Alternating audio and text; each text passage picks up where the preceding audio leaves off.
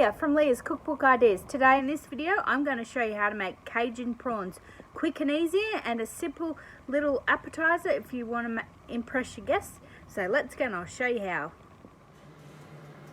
How to make Cajun prawns. All you need is some banana prawns here that I have peeled and left the tails on, and some Cajun seasoning and butter.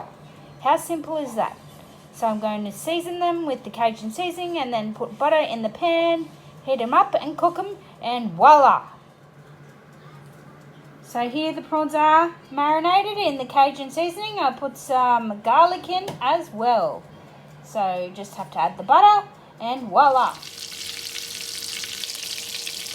Okay, so I have some butter and oil, and then I'm going to fry my prawns.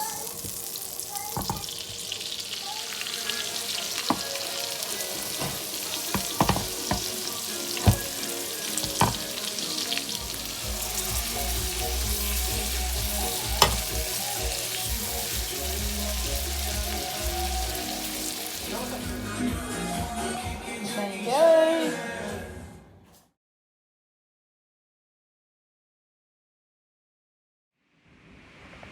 So here it is, it's time to taste. So I'm going to have a taste. Delicious.